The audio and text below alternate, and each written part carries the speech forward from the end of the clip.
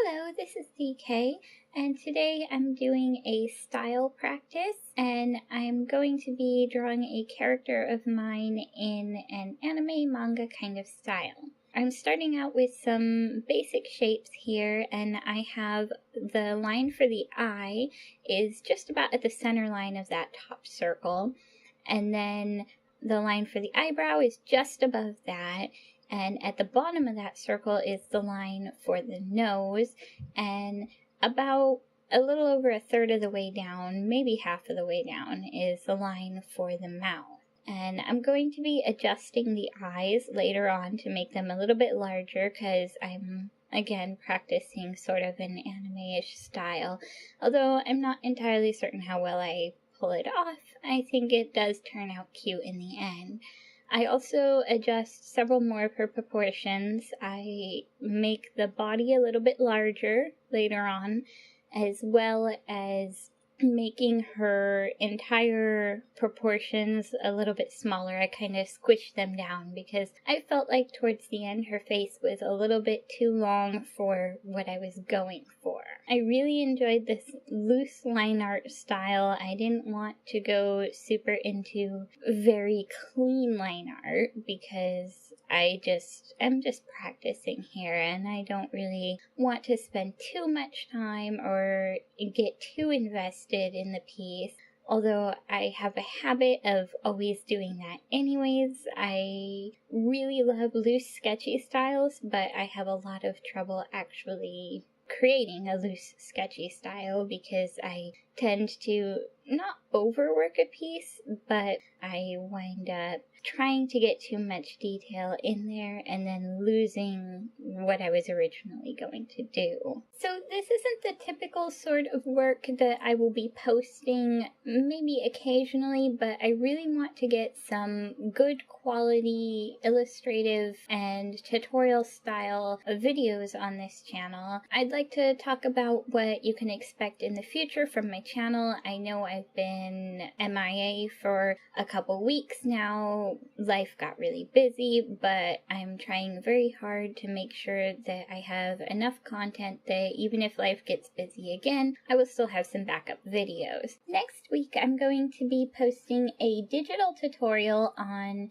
drawing the profile of a wolf and coloring it. Although these techniques can be applied to a lot of other media as well, specifically painting, they work really well.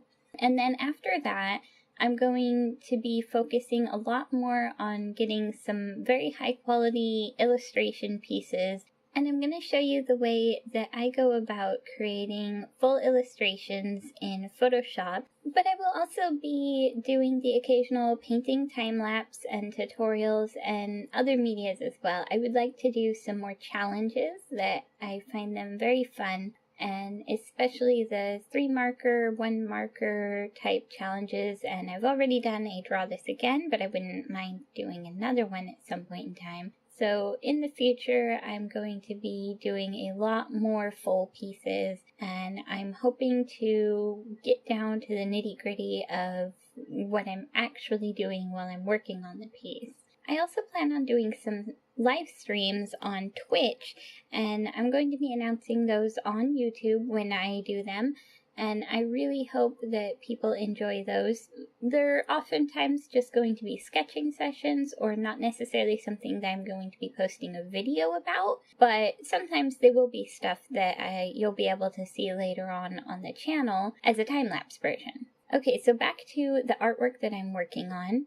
After I'm done with the line art, I lay down some flat colors, and I actually use the gradient tool just to give it some variation because I'm going to go with some very simple shading. I'm just using a large fluffy brush and just adding darker colors with varying the hues a little bit because I don't want just a darker towards black version of the color I'm using. I like to change it up and say if I'm using a brown color, I will change the color wheel to be a little bit more on the yellow side or a little bit more on the red side, depending on whether I'm adding shadows or highlights, and that just gives it a little more depth. So after I add the shadows with a fluffy brush, I'll go in with the same brush and add some highlights in the same sort of manner. Again, I'm not going highly detailed, I'm just doing real simple shading because this is just practice. And when I'm done with the large highlights and shadows, I go in with a smaller brush, and that's about it. I only put about 3 layers of shadow and highlight onto this piece. Although I do change the levels and contrast and highlights later on in the image, I do that using the brightness and contrast function under Edit, and I always do this at the end of my pictures. Even if I don't end up keeping the changes, I just like to make sure I have plenty of contrast, because that is something that early on in my artistic career I did not add a lot of contrast to my images, and they were always very flat. So the 2 main things that I make sure to do now whenever I'm doing a digital piece is to get plenty of different colors into the piece, as well as to get a lot of darks and light values. After I lay the flat colors of the clothing, I go in with a large fluffy brush on 100% opacity, and I put in a bunch of different colors, just sort of like rainbow splotches here and there. I keep those on a separate layer, and then I adjust that layer to be either overlay or color blending mode. And what that does is it just adds a lot of depth to the piece. With this particular style, it doesn't matter that the colors don't appear to be coming from anywhere. It's just supposed to be bright and bubbly and pretty. But if you're doing an illustration with a lot of, say, green foliage and blue water and possibly even other colors, like the colors from the clothing and flowers and whatever it is that you happen to have in your illustration, you can use this method to make it appear as though your piece has bounce lighting. So what you would do is, if your sky is blue, you would take blue and you would place it over all of the upwards facing planes in your image, and when you change the blending mode to overlay or color, it's going to look as though that blue of the sky is really reflecting upon your image.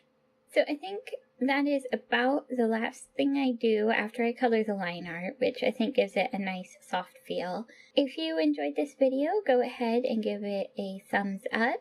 And if you're looking forward to seeing more from me, go ahead and hit that subscribe button, and I will see you next Saturday.